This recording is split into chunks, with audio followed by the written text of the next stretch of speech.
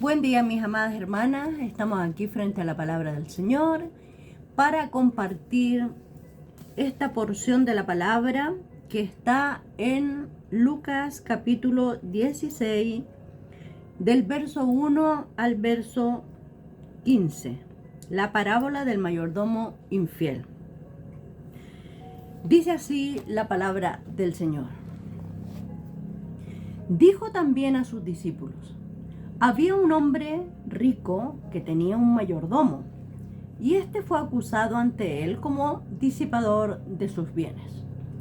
Entonces le llamó y le dijo: ¿qué es esto que oigo acerca de ti? Da cuenta de tu mayordomía, porque ya no podrás ser mayordomo. Entonces el mayordomo dijo para sí: ¿qué haré? Porque mi amo me quita la mayordomía. Cavar no puedo. Mendigar me da vergüenza. Ya sé lo que haré para que cuando se me quite de la mayordomía me reciban en sus casas. Y llamando a cada uno de los deudores de su amo, dijo al primero: ¿cuánto debes a mi amo? Él le dijo: 100 barriles de aceite. Y él le dijo: toma tu cuenta, siéntate pronto y escribe 50. Después dijo a otro: ¿y tú cuánto debes? Y él le dijo: 100 medidas de trigo. Él le dijo: toma tu cuenta y escribe 80. Y alabó el amo al mayordomo malo por haber hecho sagazmente, porque los hijos de este siglo son más sagaces en el trato con sus semejantes que los hijos de luz. Y yo os digo, ganad amigos por medio de las riquezas injustas, para que cuando éstas os falten, os reciban en las moradas eternas. El que es fiel en lo muy poco, también en lo más es fiel. Y el que en lo muy poco es injusto, también en lo más es injusto. Pues si en las riquezas injustas no fuisteis fieles, ¿quién os confiará lo verdadero? Y si en lo ajeno no fuisteis fieles, ¿quién os dará lo que es vuestro? Ningún siervo puede servir a dos señores, porque o aborrecerá al uno y amará al otro, o estimará al uno y menospreciará al otro. No podéis servir a Dios y a las riquezas.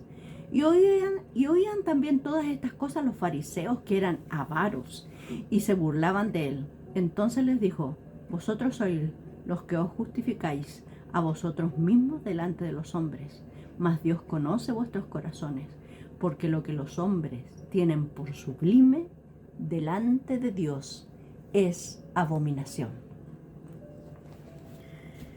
Esta parábola la contó el Señor Jesucristo. Y es una parábola por contraste. Las demás parábolas en general son símiles, o sea, que son similares, pero esta es una parábola de contraste. O sea, lo que quiere decir es lo opuesto, ¿ya? Lo que quiere enseñar, porque cada parábola quiere enseñar algo. Y el Señor les contó esta parábola para enseñarle en realidad, estaban alrededor de él los fariseos. Y él sabía lo que había en los corazones de los fariseos. Entonces lo que el Señor quería enseñar aquí era que las riquezas personales, las riquezas, lo que tú posees, ¿ya? Se debe usar para cumplir los propósitos del reino. No para cumplir propósitos personales, sino para cumplir los propósitos del reino, ¿ya? Entonces vemos aquí a un hombre que era el mayordomo, ¿cierto? Era el que le administraba los bienes. Y siempre se ponía a personas de confianza para administrar los bienes, ¿ya? Pero este mayordomo fue acusado, dice la palabra del Señor, ante el amo como disipador de sus bienes. O sea, este era uno que había derrochado los bienes. Este que se había aprovechado de los bienes de su amo y cuando le explicaba a las hermanas le decía: cualquier parecido con la realidad es mera coincidencia. Se había ido de vacaciones, se había ido al Caribe, había gastado la plata de su amo, se había comprado cosas. Había derrochado, dice la palabra, era disipador. Y la palabra disipador es uno que malgasta, uno que derrocha, ¿ya? Los bienes, se había aprovechado de los bienes de su amo y había hecho cosas para él personales, ¿ya? Y el amo le llama, como fue acusado, le llama y le dice, ya, desde hoy tú, o sea, tú vas a dejar de ser mi mayordomo. Y no podrás más ser mi mayordomo. Y ante esta sentencia, el mayordomo dice que pensó para sí. Aquí no hay un arrepentimiento del mayordomo, no hay una actitud de humillación o de reconocimiento del mal que había hecho, nada. Aquí dice que el mayordomo dijo para sí, ¿qué haré? Él pensó solo en él. ¿Qué va a pasar conmigo, con mi futuro? ¿Qué voy a hacer? Y empieza a pensar, porque mi amo me quita la mayordomía. Él estaba cómodo, obviamente, se había aprovechado, pero estaba cómodo ahí y dice, cavar no puedo, o sea, ir a la pala como un obrero común, no puedo, no puedo. Seguramente no tenía ni callos en las manos, era un administrador. Y después dice, mendigar me da vergüenza. No le daba vergüenza sacarle los bienes a su amo, pero sí le daba vergüenza mendigar, ¿ya? Porque eran las alternativas que iba a tener y lo iba a perder todo, ¿ya? Y piensa, ¿qué haré? Ya sé, dice, ya sé lo que haré para que cuando se me quite la mayordomía me reciban en sus casas. Voy a hacer algo para no estar tan desprovisto cuando se me quite el trabajo, ¿ya? Y empezó a llamar a los... No lo habían echado al tiro, sino que le dieron un tiempo. Y entonces empezó a decirle a los deudores de su amo, ¿cuánto debes? Dice en el 6. 100 barriles de aceite. Ya. Dice, toma tu cuenta, siéntate pronto y escribe 50. Me llama la atención esto porque no es él el que escribe la persona. Entonces también se está cubriendo en alguna medida, ¿ya? Toma tu cuenta, siéntate pronto y escribe 50 y le pone el sello del amo, porque así se hacían las cosas en ese tiempo. Le bajó a 50 su deuda. Después dijo al otro, ¿y tú cuánto debes? Y él dijo, 100 medidas de trigo. Ya, toma tu cuenta y escribe 80. Y el amo, al mirarlo, dijo, este es muy vivaracho.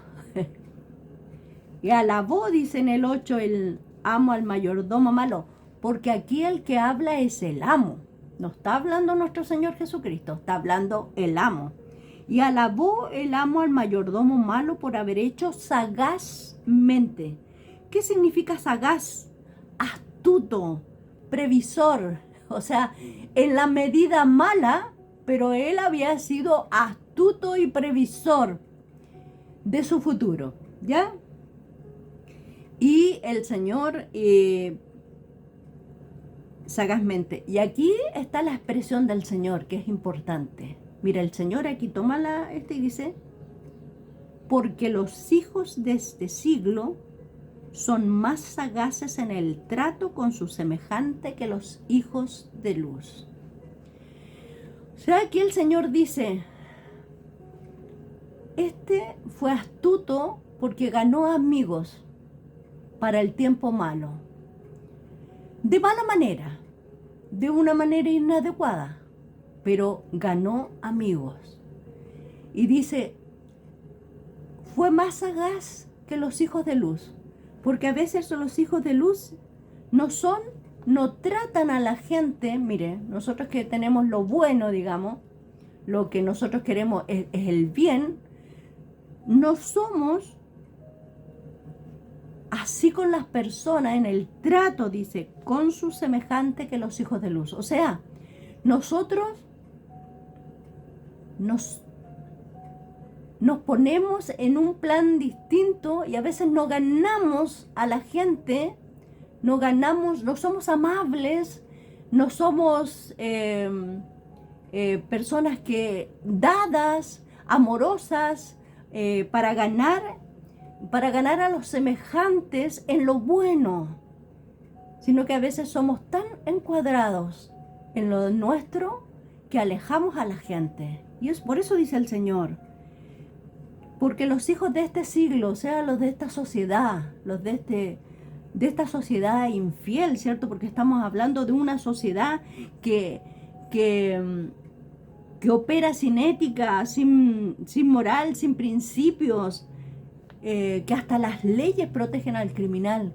Pero nosotros que tenemos el Evangelio de la Paz, nos cuesta ganar a la gente para el bien, tener amigos.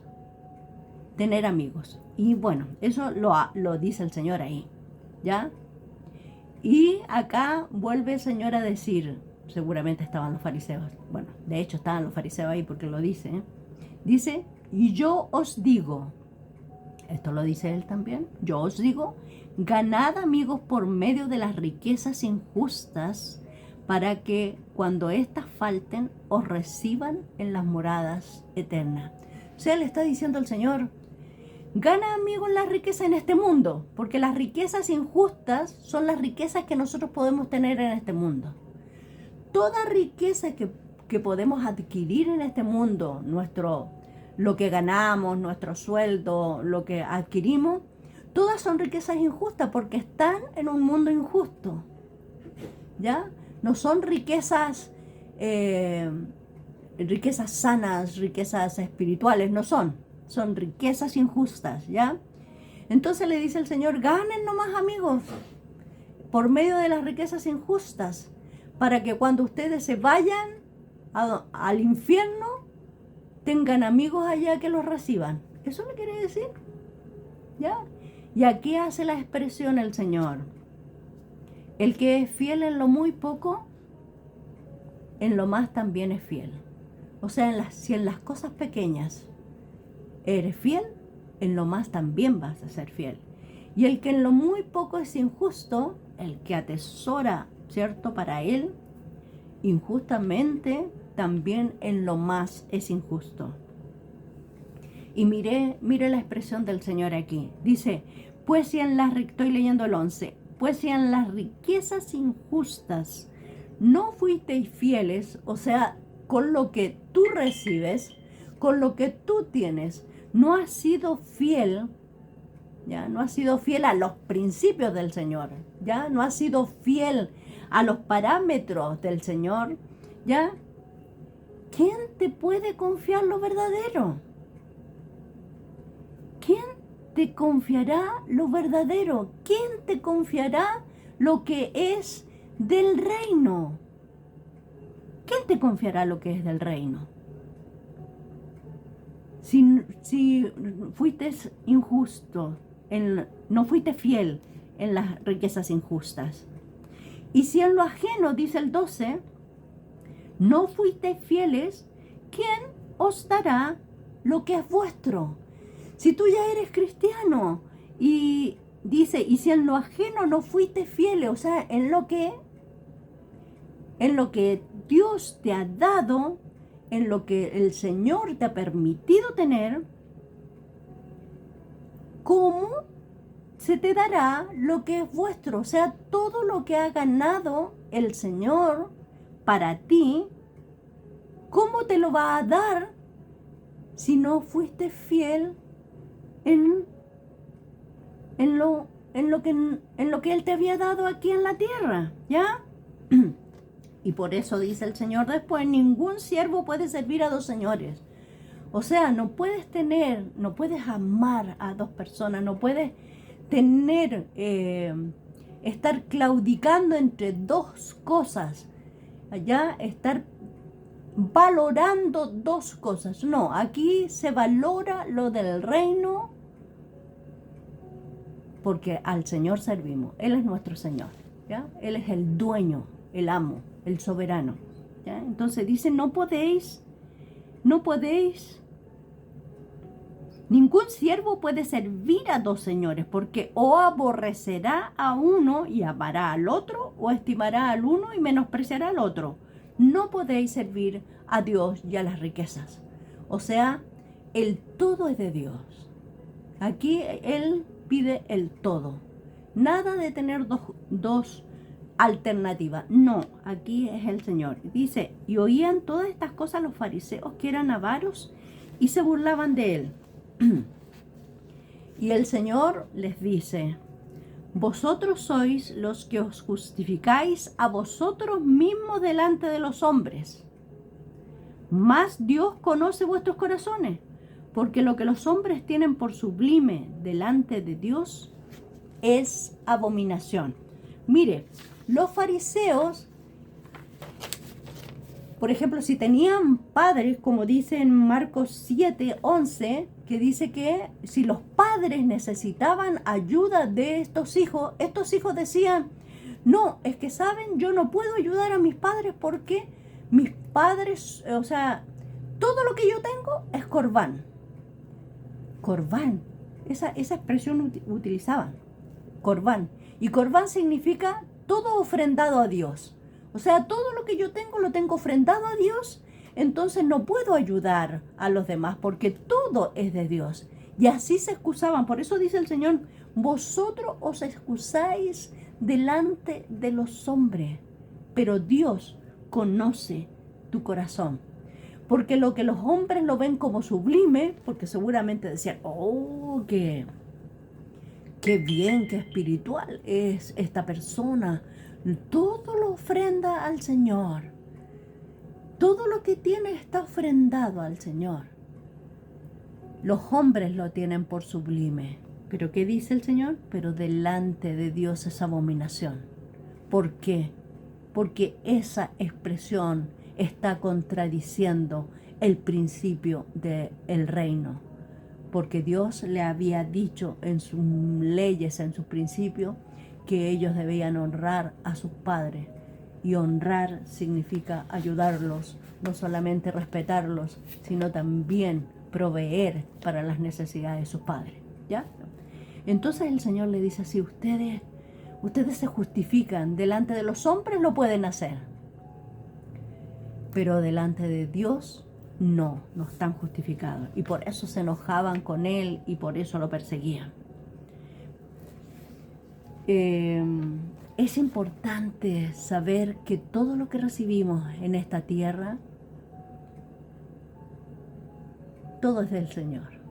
Y que estas riquezas injustas que recibimos acá, ¿por qué es injusta la riqueza que recibimos acá? Porque estamos en un mundo injusto, ¿ya?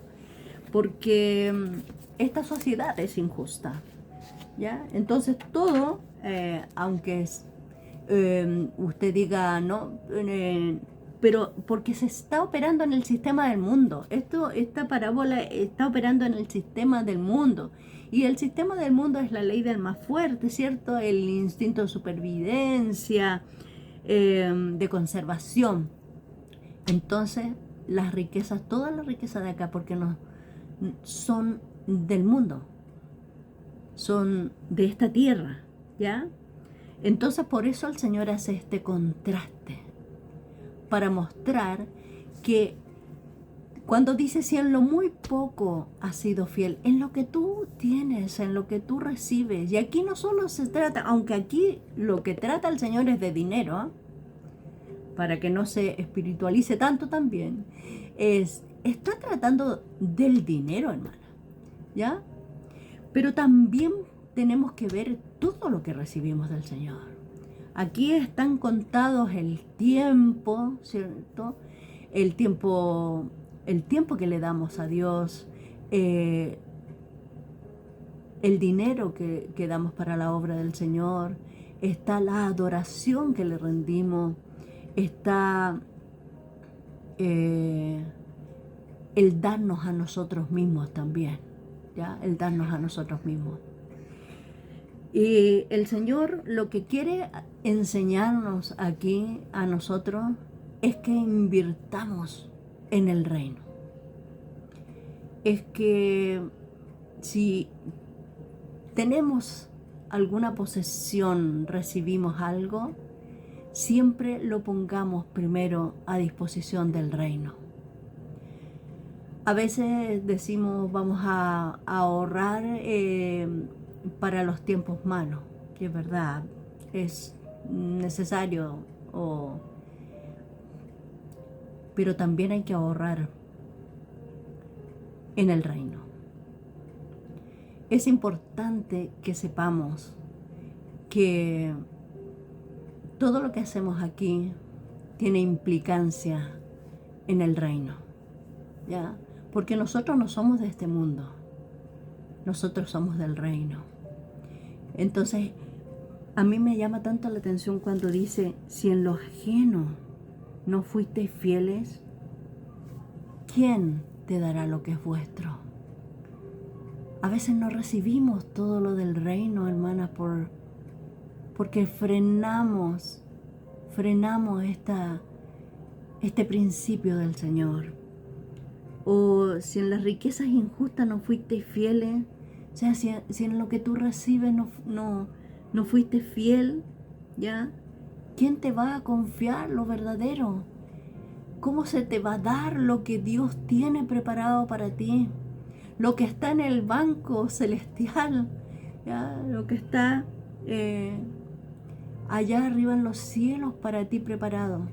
Que el Señor nos ayude a ser fieles en lo poco, para poder llegar a ser fieles en lo más, para que se nos confíe lo verdadero, para que se nos confíe, dice, lo que es nuestro como hijos de Dios.